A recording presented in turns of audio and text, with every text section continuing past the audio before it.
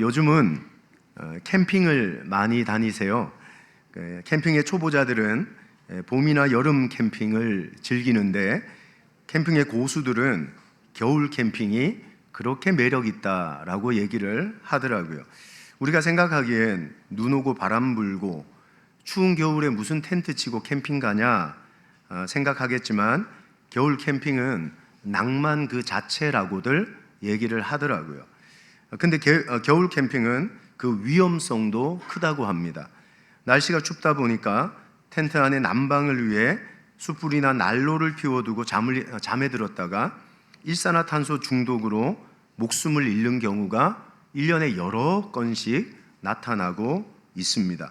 옛날 말로 하면 연탄가스 마시고 죽는 것과 마찬가지인 거예요. 전문가들은 일산화탄소를 침묵의 살인자라고 부릅니다. 색깔도 냄새도 자극조차도 전혀 없는 가스래요. 더 무서운 것은 중독되어 죽어가는 과정 속에 아무런 고통도 위협을 느끼지 못한다고 얘기를 하는 겁니다. 오히려 몸이 따뜻해지고 나른해지고 아주 기분 좋고 편안한 수면 상태로 빠져 들어간다는 거죠. 그 마지막 순간에 느끼는 것은 죽음에 대한 공포가 아니라 편안함이었다고 이야기를 하더라고요. 오늘 본문이 이 부분을 터치하고 있는 겁니다.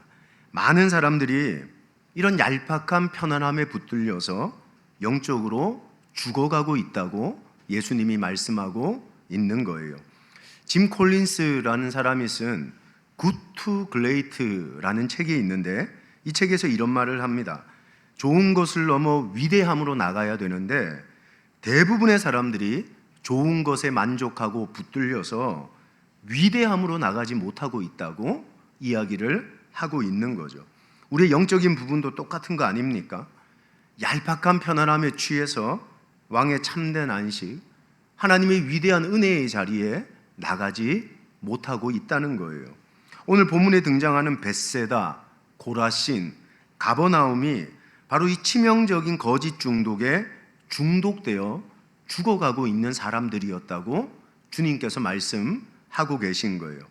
오늘 이들이 붙들고 있던 거짓 평안이 무엇인지를 하나씩 살펴보면서 우리 안에 존재하는 이들과 같이 존재하는 거짓 평안들을 찾아내고 참된 안식으로 나아가는 위대한 영적인 자리로 나아가는 그 영적인 비결을 함께 알아보고 살펴볼 수 있기를 주님의 이름으로 축원합니다. 가장 먼저 20절 말씀을 같이 볼까요? 자, 시작. 예수께서 권능을 가장 많이 행하신 고을들이 회개하지 아니하므로 그때에 책망하시되. 그 첫 번째 도시는 벳세다라는 도시였습니다. 20절 본문을 보면 예수님이 벳세다를 책망하십니다.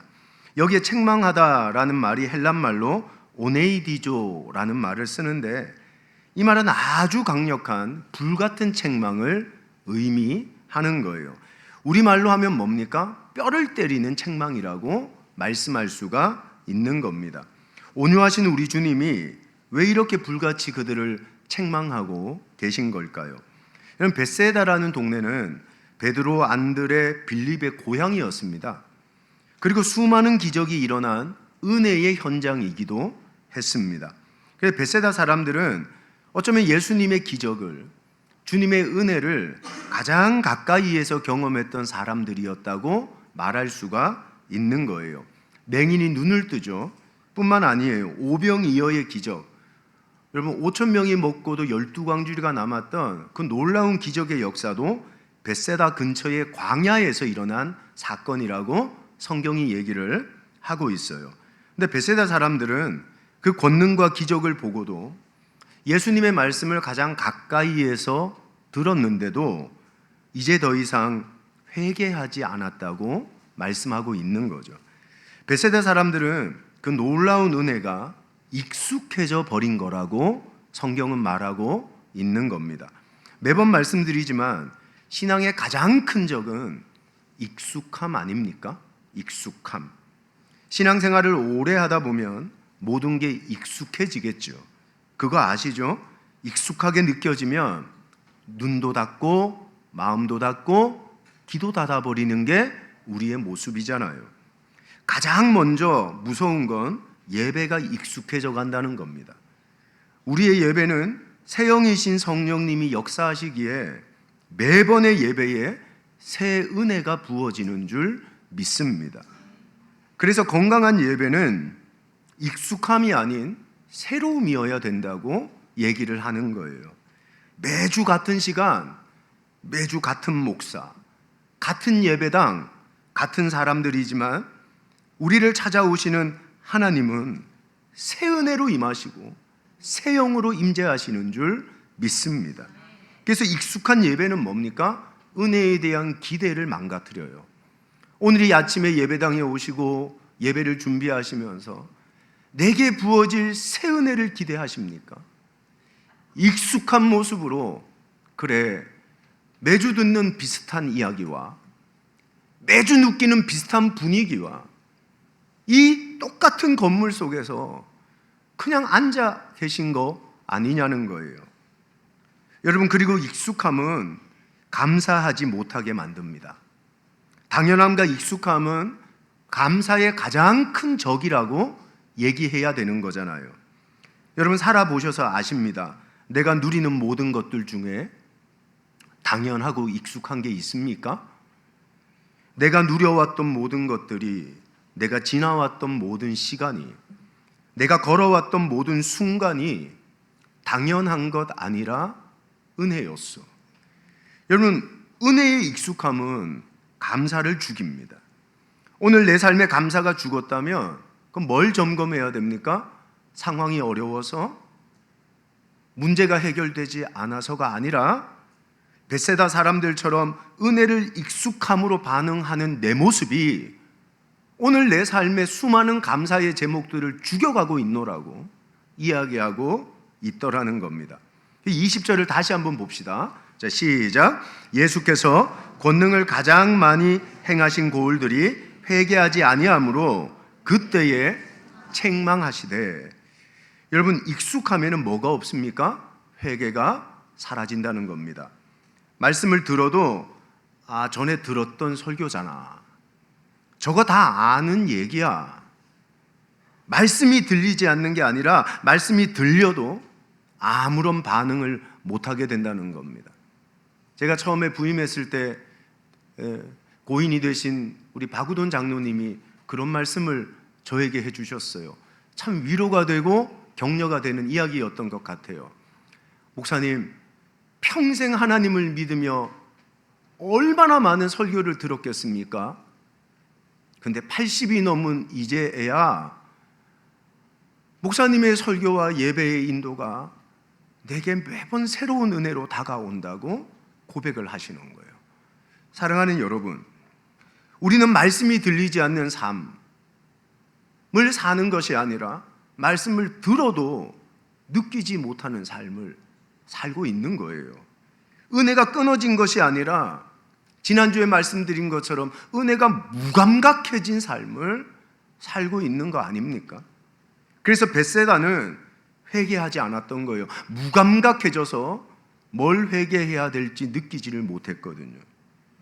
사랑하는 여러분, 예수님이 그래서 뼈를 때리는 책망을 하시는 거예요. 여러분, 벳세다처럼 살고 계신 거 아닙니까? 익숙함에 빠져서 나도 모르게 예배도 감사도 회개도 무너진 상태 아니냐는 거예요. 예배가 익숙해져서 기대되지 않고, 말씀이 익숙해서 놀라지도 회개하지도 않는, 은혜가 익숙해져서 감사할 줄도 모르는, 오늘 이 예배의 시간이 바로 익숙함을 깨는 새로운 성령의 임재가 임하는 시간이 되기를 예수님의 이름으로 축원합니다.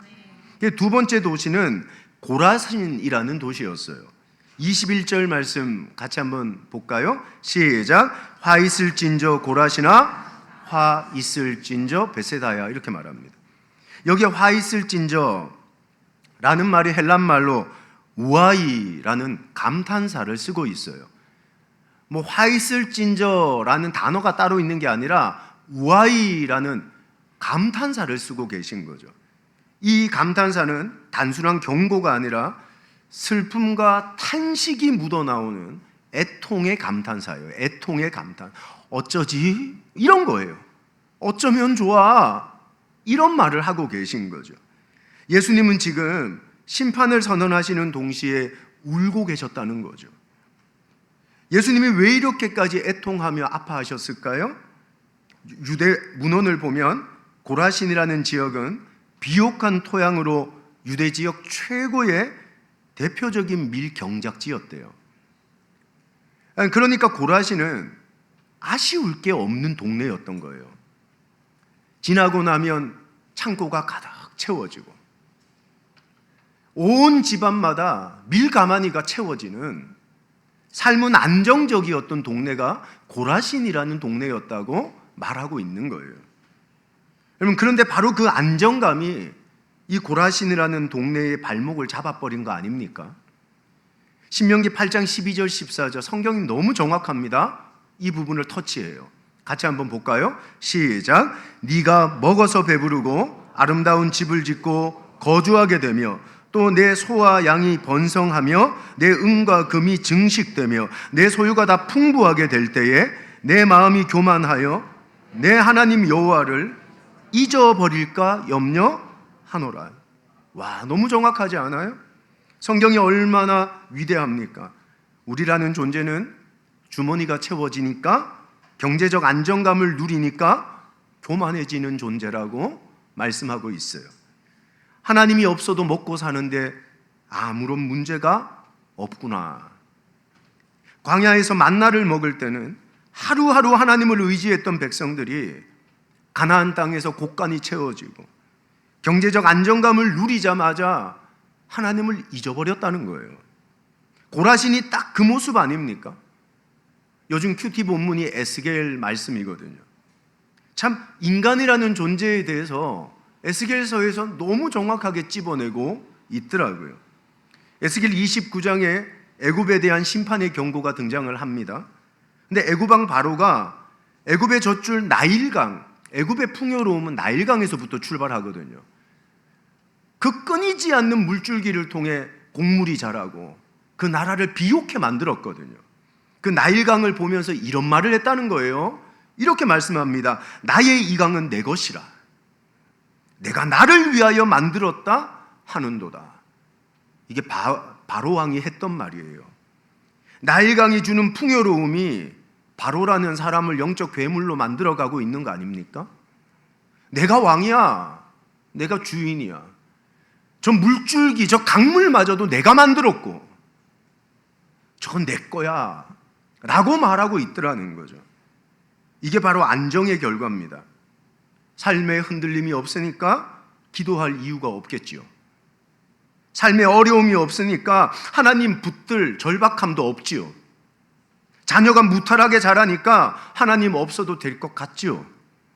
여러분, 문제가 없다는 건 오히려 우리에게 더 큰 문제가 되고 있는 거 아닙니까? 당신은 하나님 없어도 됩니까? 당신은 하나님 없는 돈만 있으면 됩니까? 당신은 하나님 없는 무탈함이면 됩니까? 라고 주님이 묻고 계신 거 아니에요? 우리 냉정하게 돌아봅시다. 세상적 무탈함과 안정감이 내 기도를 쉽게 만들고 하나님이 아니어도 될 것 같은 교만을 싹트게 하는 것 아니냐는 거예요. 그래서 예수님은 두 번이나 뭐라 그럽니까? Why? 아파한다는 거예요. 왜 나를 빠뜨려? 왜 나 없는 성공이 너한테 안정이라고 생각해? 주님이 애통하고 계신다고 말씀하시는 거죠. 안정감이 신앙의 무덤이 될 수 있다는 걸 기억해야 되지 않아요? 편안하다고 무탈하다고 좋은 건 아닌 거죠. 연초에 대신방을 하는데 여러 권사님들의 기도의 제목이 한 줄이더라고요. 2026년 무탈하게 해주세요. 사랑하는 여러분, 어쩌면 그 무탈함과 안정감이 당신의 발목을 잡을 수도 있다는 거예요. 생각해 보세요. 제가 유기성 목사님의 설교를 듣는데 그분이 설교 중에 참 역설적인 표현을 하는 거예요. 갈 곳 없는 은혜라는 표현을 하더라고요. 여러분, 갈 곳 없는 게 은혜일까요? 직장인으로서 갈 곳 없는 직장인, 그게 은혜입니까? 사업가로서 갈 곳 없는 사업, 그게 은혜입니까? 목회자로서 갈 곳 없는 목회자, 그게 은혜입니까? 아니잖아요. 근데 이분이 설교 중에 갈 곳 없는 은혜라는 표현을 하는 거죠. 자기가 젊은 시절 담임 목회 임지를 아무리 찾아도 자기를 부르는 곳이 없더래요. 그 막막함과 두려움에 철야하고 금식하며 기도했대요. 그렇게 오게 된 곳이 성남 분당의 선한 목자 교회였어요. 지금은 대한민국을 대표하는 감리교회 아닙니까? 갈 곳 없는 은혜, 정말 멋진 표현인 것 같아요. 갈 곳 없다는 게 저주인 줄 알았는데 그건 도리어 자기가 하나님을 붙들게 만드는 은혜였노라고 고백하는 거죠. 여러분, 때로 문제가 고난이 힘드시죠? 그 문제 때문에 죽을 것 같으시죠? 근데 그 문제가 나로 기도하게 하고 다시 하나님 앞에 서게 만들고 그분을 붙들게 만드는 절박함으로 나를 이끈다면 그건 하나님의 은혜 아닐까요?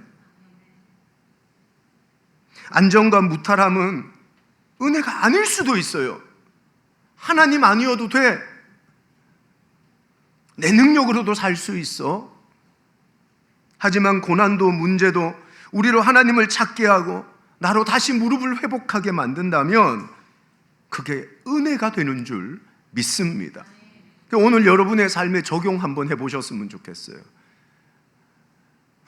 아파하는 은혜,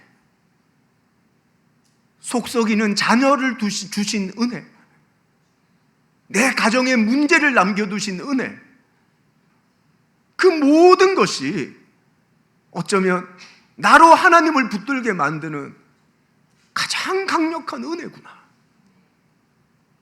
오늘 영적 경각심을 잃고 자기 만족에 취해버린 안정은 영혼을 죽이게 만드는 영적 질병이라는 걸 다시 깨닫는 시간들이 될 수 있기를 주님의 이름으로 소망합니다. 그럼 세 번째 도시는 어디예요? 가버나움이라는 도시였어요. 23절 말씀 같이 볼까요? 자, 시작. 가버나움아, 네가 하늘에까지 높아지겠느냐? 음부에까지 낮아지리라. 네가 행한 모든 권능을 소돔에서 행하였더라면 그 성이 오늘까지 있었으리라. 23절 말씀은 이사야 14장에서 바벨론 왕의 교만을 심판하실 때 이사야 선지자가 했던 표현을 인용한 것이죠. 이사야 14장 14절을 보면 이렇게 경고하십니다. 내가 하늘에 올라 지극히 높은 자와 비기리요. 이게 바벨론의 영적 교만의 형태였다는 거예요. 이렇게 교만하던 바벨론은 역사 속에서 완전히 사라지죠. 없어집니다.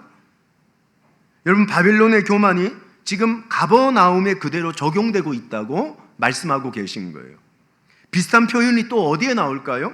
창세기 11장 바벨탑 사건에 나와요. 이거 한번 읽어볼까요? 창세기 11장 4절입니다. 자, 시작. 또 말하되 자, 성읍과 탑을 건설하며 하여 그 탑 꼭대기를 하늘에 닿게 하자.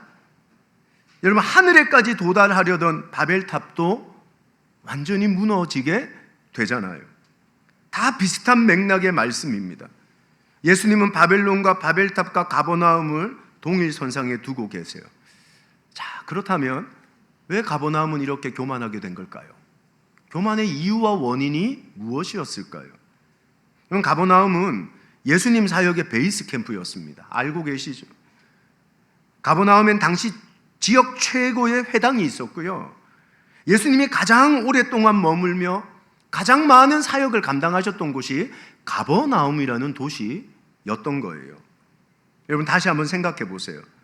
내가 큰 교회를 다녀요. 그렇다고 내가 큰 영성을 가진 사람일까요? 내가 큰 차를 타네요. 내가 큰 차를 탄다고 큰 사람이라고 생각하세요? 내가 교회에서 큰 직분을 받았네요. 그 직분을 받았다고 내가 성숙한 사람이라고 생각하세요? 그건 아니잖아요. 근데 우리 안에 이런 생각이 있더라고요. 내가 큰 교회를 다니면 자기가 큰 영성을 가진 사람이냐, 내가 큰 차를 타면 자기가 큰 사람 된 것이냐? 가버나움이 그랬다는 거예요. 자기 동네에 최고의 회당이 있다는 이유로, 예수님이 가장 가까이에 가장 오랫동안 자기들과 함께 머물러 있다는 이유로 자기가 뭐라도 된 듯 영적으로 교만해져 있다고 얘기하고 있는 거죠. 가버나움이 어디까지 교만했는 줄 아십니까? 23절을 다시 보십시오. 가버나움아, 네가 하늘에까지 높아지겠느냐. 여기 높아진다는 단어가 헬란말로 휘푸소라는 말을 쓰는데, 원래의 뜻은 높이다, 높임받다, 들어올리다 라는 뜻을 가지고 있어요. 여러분, 온 우주에서 높임받고 영광받으시고 높이 들어올려지셔야 될 분은 이 우주의 주인이신 하나님 뿐인 줄 믿습니다. 근데 가버나움이 이 단어를 자기를 높이는 곳에 쓰고 있더라는 거예요. 자기를 하나님과 동일선상에 두고 있는 거죠. 내가 주인이고, 내가 하나님이고, 내가 모든 것의 왕이야. 마태복음 23장 12절은 이것과 똑같은 단어를 쓰시면서 이 부분을 너무 정확하게 지적하고 계세요. 예수님께서. 같이 한번 볼까요? 자, 시작. 누구든지 자기를 높이는 자는 낮아지고 누구든지 자기를 낮추는 자는 높아지리라. 여기가 높이다라는 말이 휘푸소라는 말을 쓰거든요. 보십시오. 하나님이 아니라 자기를 하나님처럼 높이는 자, 내가 주인이야, 내가 왕이야, 내가 하나님이야, 그 삶은 반드시 내려앉고 낮아지고 무너지고 문제가 생긴다고 말씀하시는 거예요. 반대로 뭡니까?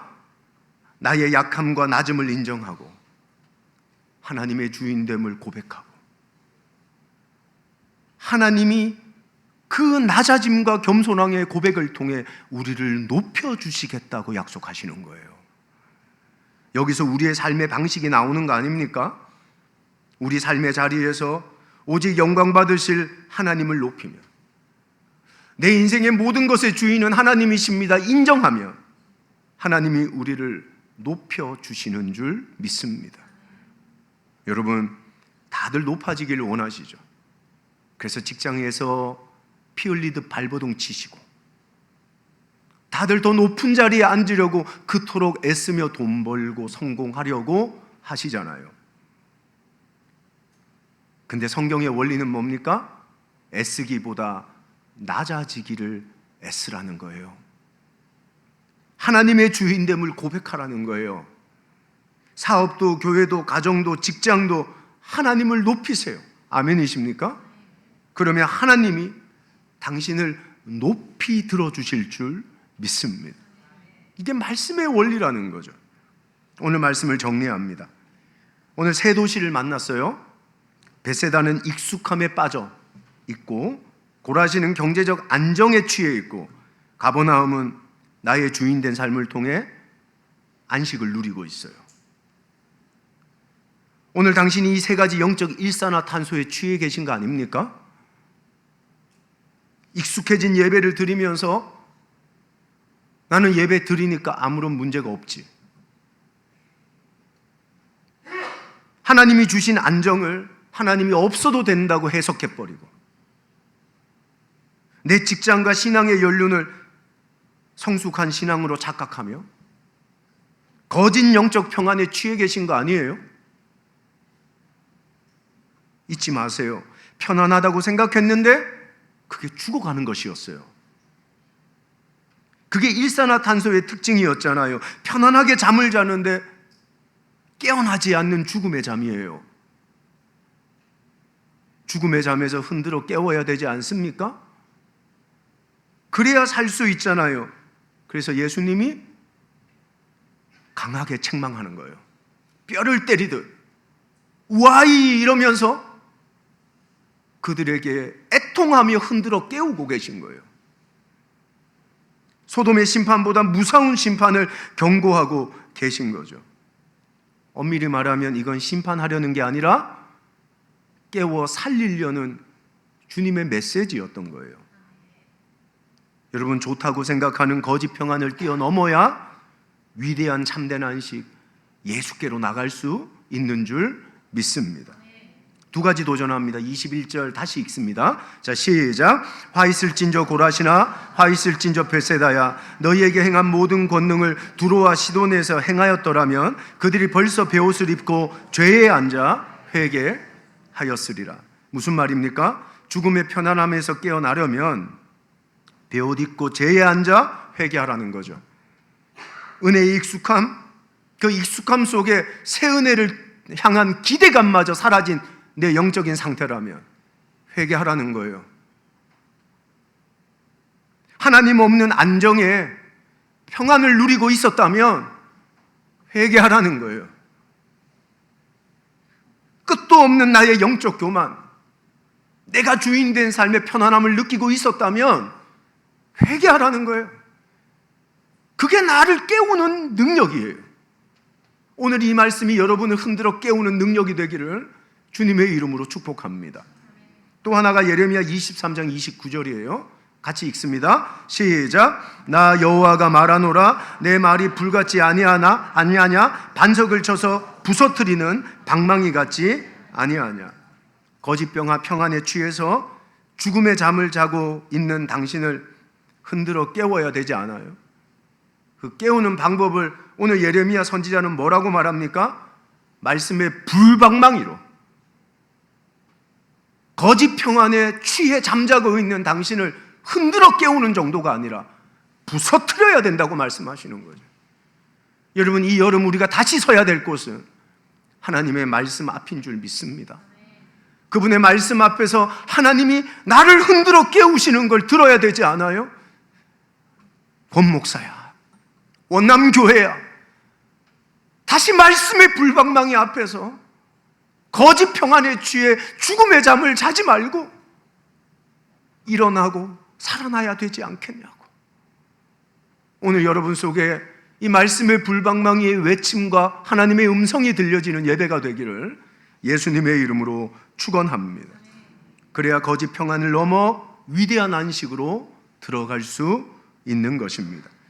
여러분, 우리는 참된 안식을 향해 한 걸음 한 걸음 걸어가고 있어요. 첫째 주는 감옥 같은 상황에서, 두 번째 주는 무감각해진 영적 세대에, 그리고 오늘은 거짓 평안에 붙들려 있는 내 모습을 하나하나 걷어낼 때 11장의 결론으로 나가게 되는 거죠. 수고하고 무거운 짐진 자들아, 다 내게로 오라, 내가 너희를 쉬게 하리라. 이것들이 거쳐질 때 나를 기다리고 계신 안식의 왕이신 주님이 보일 거예요. 다음 주에 이 안식의 결론을 여러분과 함께 말씀을 통해 나눌 때 내 인생과 내 삶과 내 가정과 내 모든 삶의 영역에 참된 안식이 예수 그리스도였음을 고백하게 되는 놀라운 은혜가 우리 속에 부어질 수 있기를 주님의 이름으로 축원합니다. 찬양하고 기도하겠습니다.